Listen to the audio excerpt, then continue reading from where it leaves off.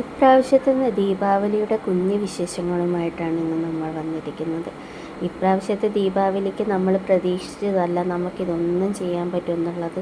പിന്നെ ദേവുട്ടിയുടെ ഒരു ആഗ്രഹപ്രകാരം നിർബന്ധം പിടിച്ചപ്പോൾ നമ്മൾ കുറച്ച് പടക്കങ്ങളും എല്ലാം വാങ്ങിച്ചു. അതുകൊണ്ട് വീഡിയോസൊന്നും തന്നെ എടുക്കാനായിട്ട് പറ്റിയില്ല. കാരണം വേറൊന്നും കണ്ടല്ല, നമ്മുടെ അമ്മ ഹോസ്പിറ്റലിൽ അഡ്മിറ്റ് ആയിരുന്നു. അതുകൊണ്ട് നമുക്ക് ദീപാവലിയൊക്കെ ആഘോഷിക്കാൻ പറ്റുന്നൊരു സിറ്റുവേഷനൊന്നും അല്ലായിരുന്നു. എന്നിരുന്നാൽ തന്നെ കുഞ്ഞുങ്ങളുടെ എന്തെങ്കിലുമൊക്കെ ആഗ്രഹങ്ങൾ പറഞ്ഞാൽ നമ്മളത് എന്ത് ചെയ്യരുത്, മാറ്റിവെക്കാൻ പാടില്ലല്ലോ. അതുകൊണ്ട് അവളുടെ സന്തോഷമൊക്കെ കണ്ടപ്പോഴത്തേക്ക് വളരെയധികം ഞങ്ങളെല്ലാവരും നല്ലതുപോലെ എൻജോയ് ചെയ്ത് നിന്നു.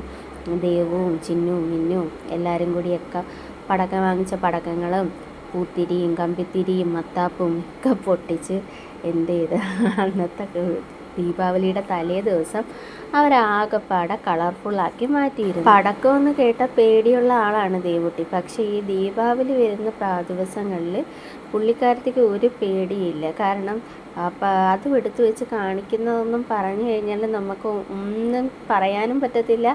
അപകടം പിടിച്ച കാര്യങ്ങളാണ് ഈ തീയും തീപ്പൊരിയും അല്ല കരിമരുന്നും ഒക്കെ ആയിട്ട് ചെയ്യുന്നത്. പക്ഷേ ദേവുട്ടിക്ക് എന്ന് പറഞ്ഞു കഴിഞ്ഞാൽ ഈ ഒരു ദിവസങ്ങളിലൊക്കെ വരുമ്പോഴത്തേക്ക് ആഗ്രഹിച്ച് കിട്ടിയത് കൊണ്ടാണോ എന്നറിയത്തില്ല, വളരെ സന്തോഷമുള്ള കാര്യമാണ് ദീപാവലി ആഘോഷിക്കുക എന്ന് പറയുന്നത്. അതുകൊണ്ട് തന്നെ അന്നത്തെ ദിവസം അവളത് വളരെയധികം എൻജോയ് ചെയ്ത് ആഘോഷിക്കുകയും ചെയ്യുന്നുണ്ട്.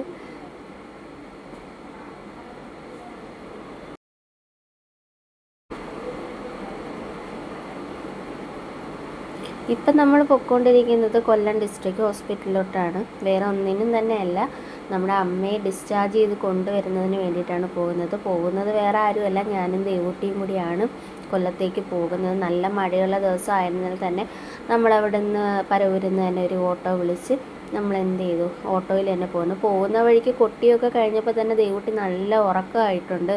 കാരണം ക്ഷീണം കാരണം നല്ല ഉറക്കത്തിലായിട്ടുണ്ട് ആശാത്തി. നമ്മളങ്ങനെ മഴയൊക്കെ ആസ്വദിച്ച് ഇങ്ങനെയൊക്കെ അവിടെ പോയി എല്ലാ പ്രൊസീജിയേഴ്സും എല്ലാം കഴിഞ്ഞു. അമ്മേനെ ഡിസ്ചാർജ് ചെയ്തു. ഞങ്ങൾ തിരിച്ചു വരുന്ന വഴിയാണ്. തിരിച്ചു വന്നത് ഞങ്ങൾ തീരദേശം വഴിയാണ് വന്നത് കേട്ടോ. വളരെ പ്രകൃതി രമണീയമായിട്ടുള്ള കടലും കായലും എല്ലാം ഒന്നിച്ചുള്ള നമ്മുടെ പുഴയിലൊക്കെ നമ്മൾ തീരദേശ റോഡിൽ കൂടിയാണ് കടന്നു വന്നത്. നല്ല മഴക്കാറുണ്ടായിരുന്നു. ഈ ഇത്രയും മഴക്കാറുണ്ടായിട്ട് തന്നെ ബീച്ചിൽ ആളിനൊട്ടും ഒരു കുറവും ഇല്ലായിരുന്നു.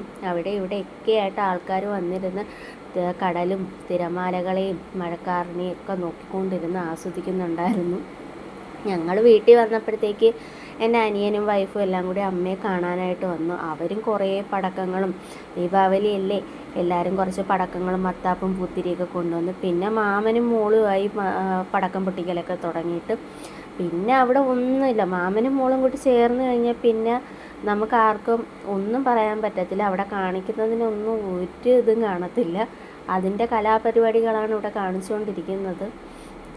അതും മത്താപ്പും പൂത്തിരിയും കമ്പിത്തിരിയും പൊട്ടാസും എല്ലാം ഒക്കെ ആയിട്ട് എല്ലാം ഒരാഘോഷമായിരുന്നു. പിന്നീട് സമീപത്തുള്ള വീടുകളിലെല്ലാവരും ദീപാവലി ആഘോഷിച്ചിരുന്നത് കൊണ്ട് തന്നെ നമ്മൾ എന്ത് ചെയ്തു, അതിനകത്ത് പങ്കാളികളാവാനായിട്ടൊക്കെ കുഞ്ഞുങ്ങളുടെ ഇഷ്ടത്തിനോടൊപ്പം നമ്മൾ കൂട്ടുനിന്നു.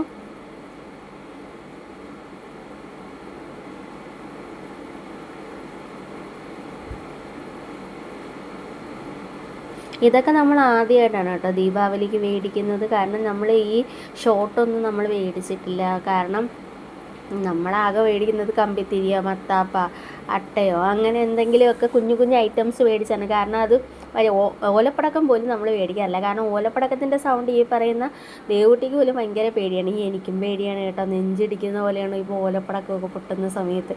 അതുകൊണ്ട് ഞങ്ങൾ ആ സംഭവങ്ങളൊന്നും മേടിക്കാറില്ല. പക്ഷേ ഇപ്രാവശ്യം മാമനും നമ്മളും എല്ലാം മേടിച്ചത് കൊണ്ട് തന്നെ ഒരുപാട് പടക്കങ്ങളൊക്കെ നമ്മൾ മേടിച്ചിട്ടുണ്ടായിരുന്നു. അതുകൊണ്ട് ഇപ്രാവശ്യത്തെ ദീപാവലി ദേവുട്ടി നല്ല രീതിക്കാണ് ആഘോഷിച്ചത്. എല്ലാ വർഷവും എൻ്റെ മോൾക്ക് നല്ല രീതിയിൽ ഇങ്ങനെയുള്ള ആഘോഷങ്ങളെല്ലാം ആഘോഷിക്കാൻ സാധിക്കട്ടെ എന്ന് ഭഗവാനോട് പ്രാർത്ഥിക്കുന്നു. അതിനുള്ള എല്ലാ ഭാഗ്യങ്ങളും ഉണ്ടാവട്ടെ. അങ്ങനെ ഈ വർഷത്തെ ദീപാവലി നമുക്ക് കഴിഞ്ഞു. Okay, bye bye.